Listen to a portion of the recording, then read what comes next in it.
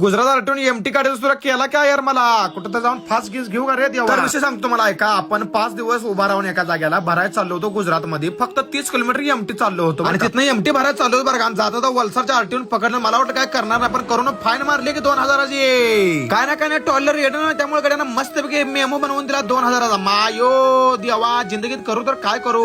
MT गाडी सुद्धा माझ्या मागे पनवती एवढी मोठी कशाची. टायरान जसं की आता आरटी वास करतो. मेमो घेऊन दुःखात माझ्या बाहेर पडत आपलं घ्यावं म्हटलं. आता पाय वडत माग पत्ते भाऊजान दोघांची गाडी सोबत होती. प्रत्येक भाऊजन माझी एका मागे एक चाललो होतो भरायला आपलं बेंगलोरचं केबल ड्राय. आणि त्यानंतर आपण भरून निघलो. पण संध्याकाळ रात्रीचं सोडलं त्यामुळे काय शूट घेता जमलं नाही. बरोबर आपण रात्रीच्या 2 वाजता लाईनीत लागलो. पेट घाट जाम होता टोटल. रात्रभर जाम मध्ये काढली तरी सुद्धा जाम सुटलं नाही. मग मस्त पैकी गाडी साईडला लावून आपलं फोडणाऱ्या गाडीकडे बघत बसलो. आता आपली गाडी कधी चालू होत्या बघू पाय वडत जायचं म्हटलं. तसंच काय रात्रभर थांबलो, दिवसभर थांबलो. संध्याकाळच्या 6 वाजे तरी लाईन काय बंद होईना. घाटात काहीतरी गाड्या पलटी झाल्या. मित्रांनो पेट घाटाचा रोड खराब झालाय. माहिती आपल्याकडे काय पर्याय नाही घाटातून जाण्याशिवाय. पण जाताना बरोबर कुठनं गाडी जात्या हिशोबान घालत जावा. 2 मिनिटं वेळ लागू पण चांगल्या रोडनं गाडी घाला. हळू वाकू दे नाही गाडी, नाही तर पलटी द्या. आणि जास्तीत जास्त टेलर पलटी होण्याचं प्रमाण वाढलंय. त्यामुळे पेट घाटात काळजी घ्या भावांनो बरं का.